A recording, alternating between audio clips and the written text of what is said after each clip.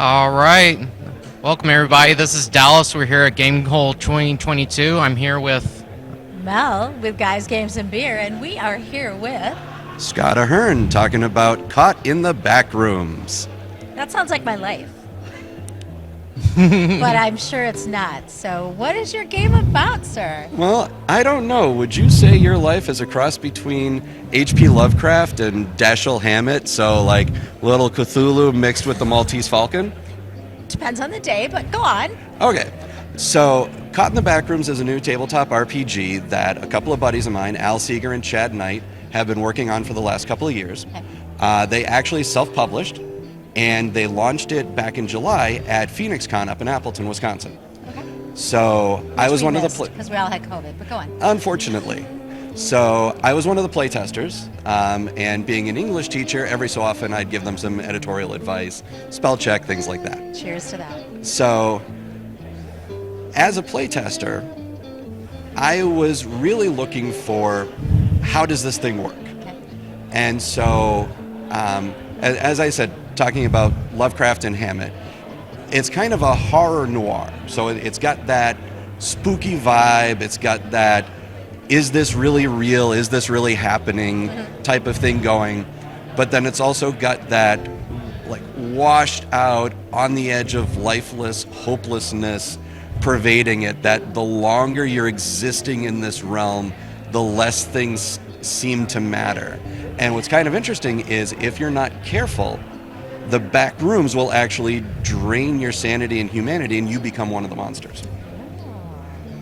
So what is your goal in the game? To not become a monster? Or? Yes, the goal of the game is simply to survive. It's kind of interesting. So the back rooms in and of itself has a pretty rich history. It started way back in the early days of the internet with bulletin boards. One of the first descriptions of it actually showed up on 4chan. And breathe that disembodied voice. Oh, wait a minute. Talking about the start of the internet and back rooms. I'm sorry, what? Start of the internet and back rooms. Oh, yeah, the IRCs. Yes. Ooh, yeah, they were ugly places. They were ugly places. I'm Yes. sorry, I have digress. stories to No, tell. that's Why fine. did you call the disembodied voice in for this? Because you can relate. Because I'm old, is what she's saying. true. Yeah, well, so am disembodied- I, so. Well, yeah, I'm really old. I'm old as dirt, so. Yes, okay, so disembodied voice is going to go away now. You go back to the interview now, please. So, one of the things about the back rooms that has been there throughout its history is this sense of unreality. And what they call it within the game is no clipping. And it's basically when you stop paying attention to your life enough that you slip out of reality and into this meta reality that kind of surrounds our world.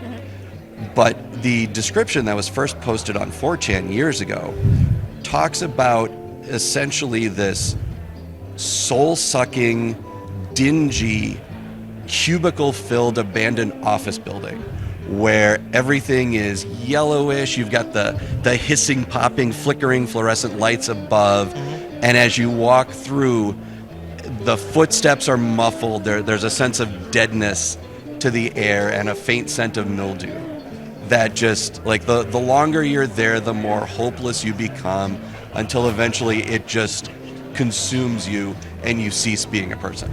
Live that dream every day. Yes. So what are the mechanisms of your game? The mechanism is proprietary. They developed their own system, but it is super simple. The key rule is the number 5. Okay. So if you roll a 5, or above, you succeed. If you roll less, you don't succeed. And Easy. in and of itself, it sounds fairly simple, but then you also have to remember the bad guys have the same rule. So where the differentiation comes in is in the dice itself. So it uses standard dice, D4 to D12, and if you're a regular Joe, most of your skills are going to be at a D6. So in a stressful situation, to do something you're not very good at, you got about a 1 in 3 chance of succeeding. If you're kind of skilled in it, then you bump up to a D8, and you got a 50-50 shot. If it's something you've really put a lot of effort into, you move up to the D10, and then all of a sudden you've got a 60% shot. Really, really skilled, and that takes a lot of practice. You can get up to the 12, Okay. and now we're talking really good chances. One of the other things is, as you progress through the game and hit the milestones to move up the levels, you can focus on certain things. Like one of the play tests I did was at entry level. You just got there, and you tend to die pretty quickly. Okay. This is not one of those fantasy games where I'm the heavily armored barbarian and I have 1,000,000 hit points. I can walk up to the dragon and let it breathe on me 3 times. This is not that game. This is a game where if you get hit 2 or 3 times by a bad guy, you're probably going down. So what how you do can do? avoid that? Yeah. Well, there's ways to get armor. I mean, you can patchwork armor, which is I think kind of like Mad Max. Okay. So you cobble together what you can from what's at hand. Okay. It works once or twice, but then it starts to fall apart as it takes a beating.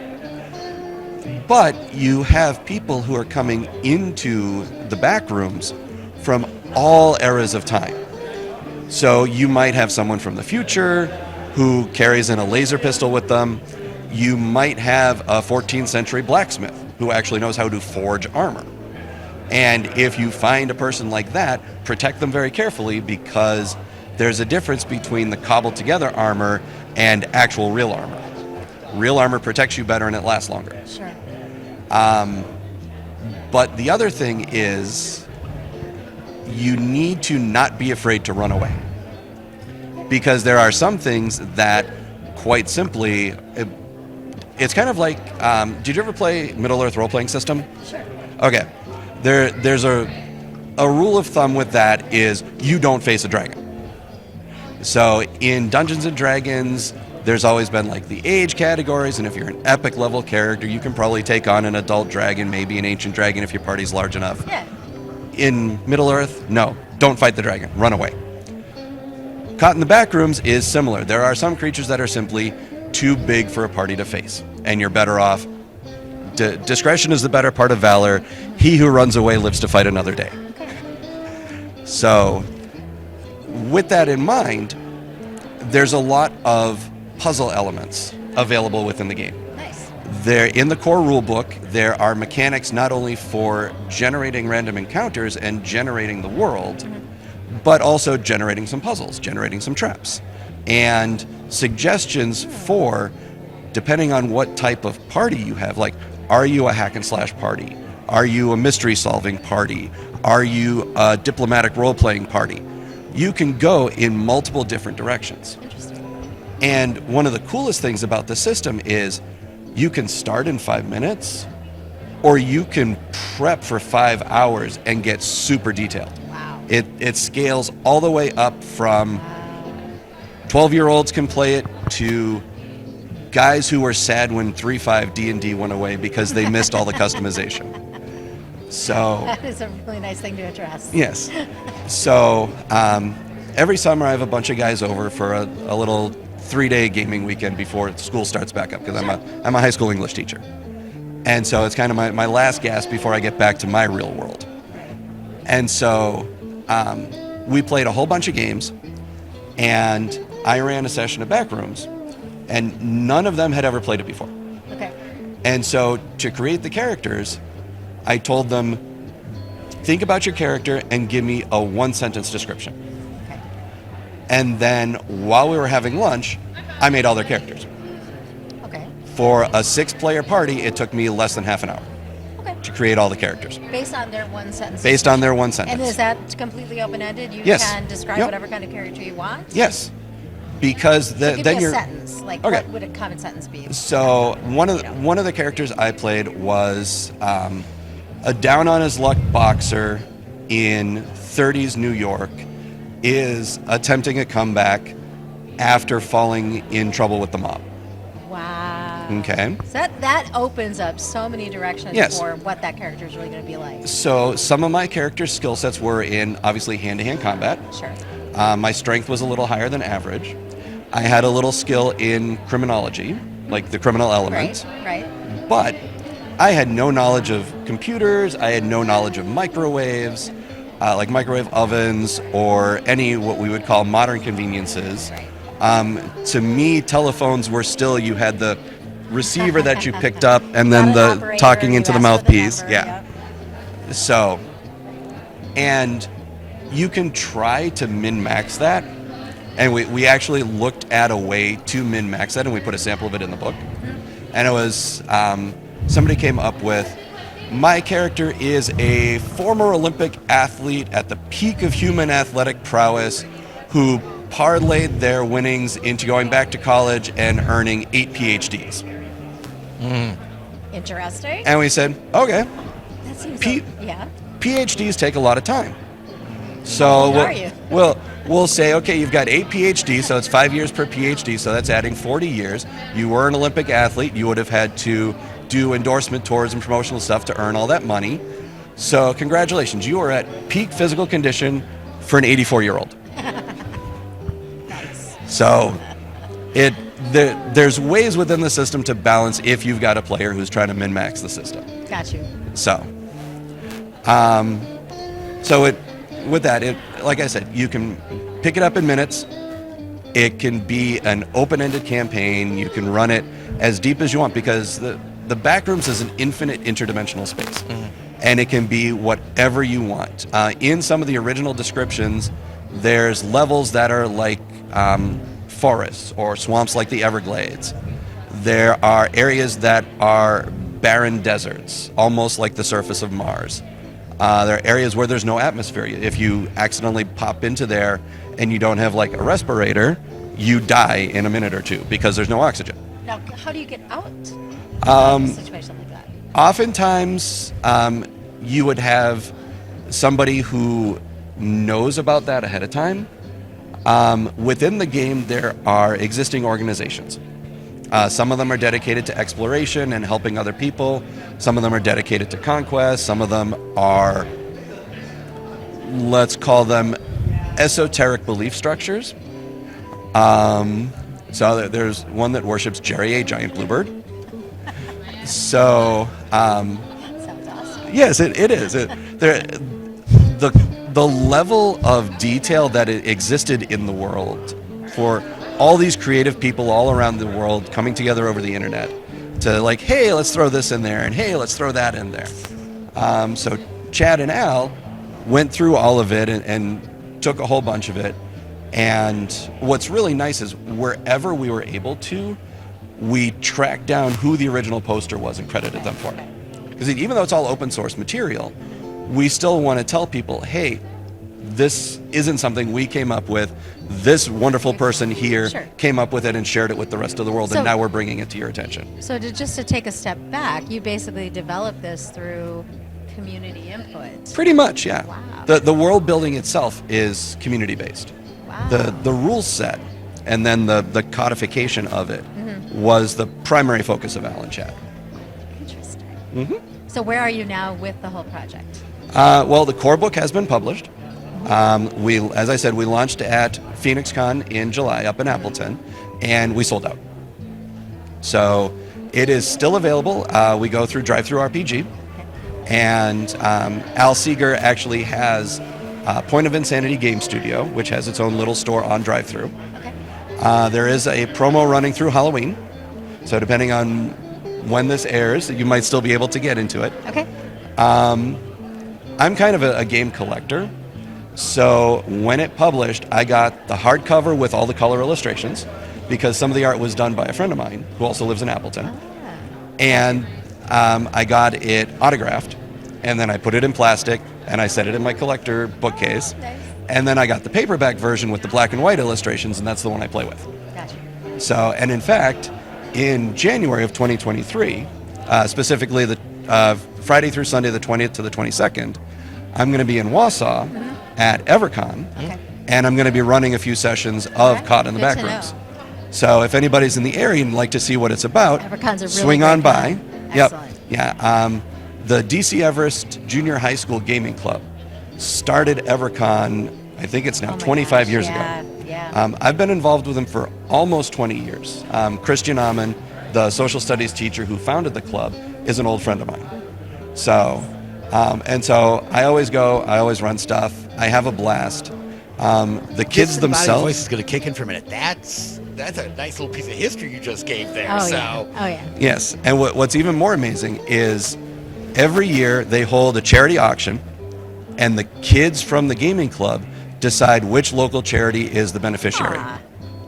That's awesome. Very cool. Very Yep. cool. So, repeat the dates on EverCon one more time. Okay, January 20th through the 22nd, 2023. It's a Friday through Sunday, and it's at the Central Wisconsin Convention Center. It's technically Rothschild, Wisconsin, but it's one of those integrated suburbs of Wausau. It's pretty cool. It's right off Interstate 39 at exit 185, and it's in the same complex with the Cedar Creek Cinema. So if you can't find the convention center, Find the put movie MapQuest on or Google Maps on Cedar Creek Cinema. It'll bring you right there. Just follow the geeks. Pretty much. Yeah. The parking lot will be full. There's a variety of hotels right in that complex, along with a bunch of really good restaurants. Cool. So, Cool. No, now that you've plugged EverCon, which is awesome, it's like actually a con that we talk about going to, but it's often at a time of year that it's hard for us to get to it. So yes. It's a challenge. So the dates were originally set because the kids who were in the gaming club as junior high students and high school students would go off to college, but then it was during their winter break when they came home. So all of the alumni always came back and helped out. And they're, college kids, so during that time of year when they're on break, they have nothing else to do. So Exactly. why not run a con? And I'm sure by that point in the break, mom and dad are like, get out of the house.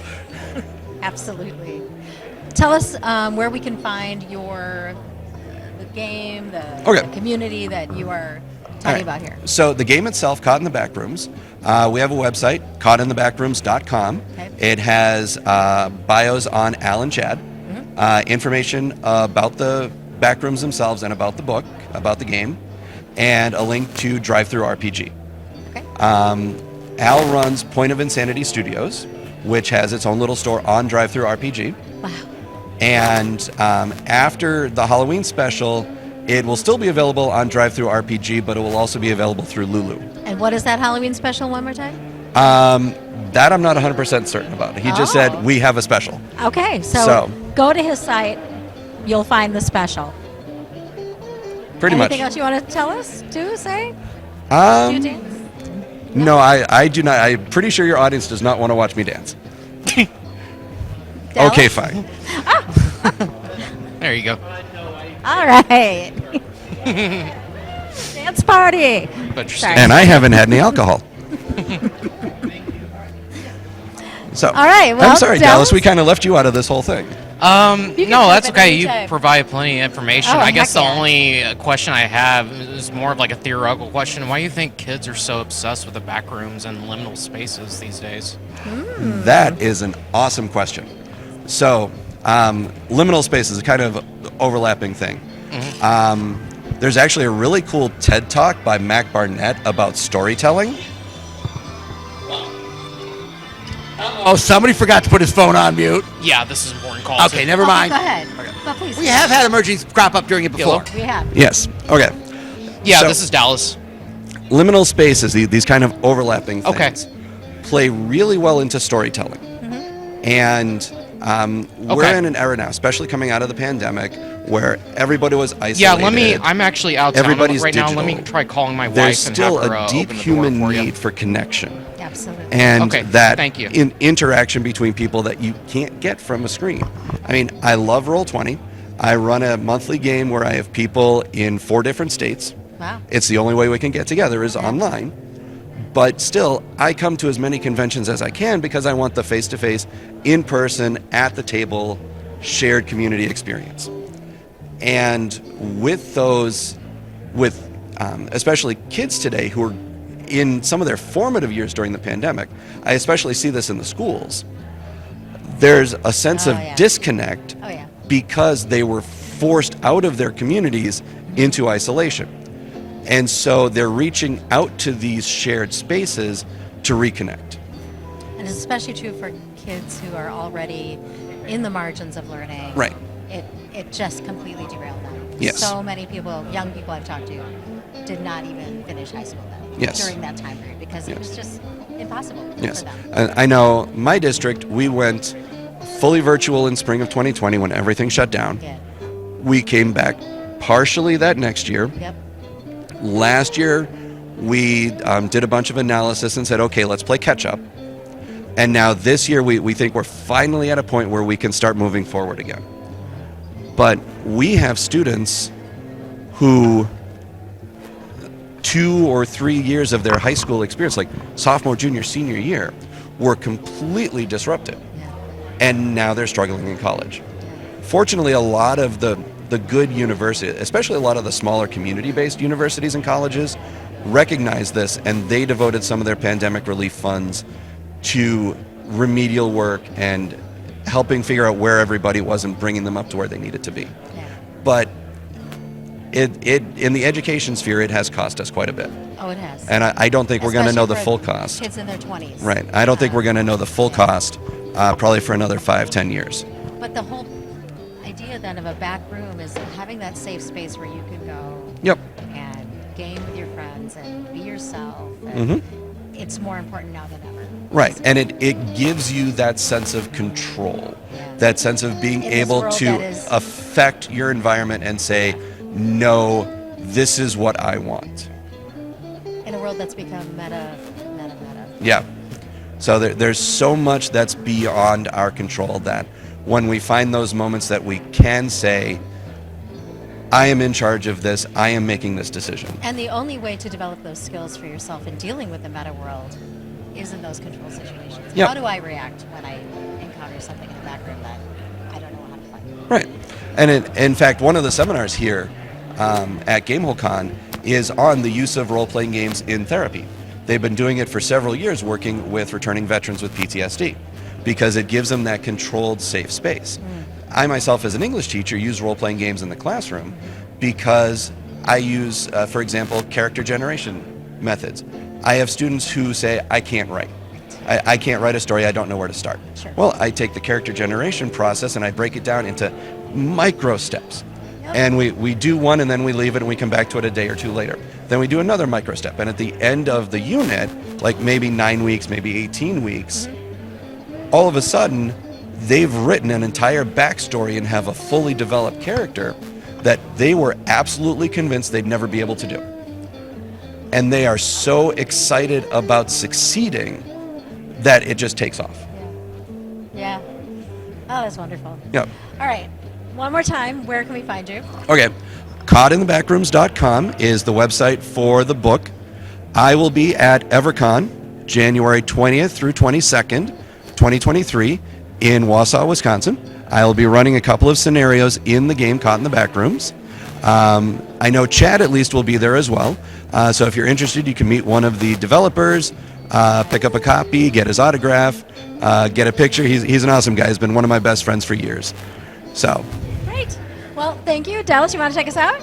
All right. Well, thank you very much for joining us today. Again, we'll be here all weekend at GameHole Con 2022. All right. We have a good day, guys. Thank you, Scott. Thank you for having everybody. me.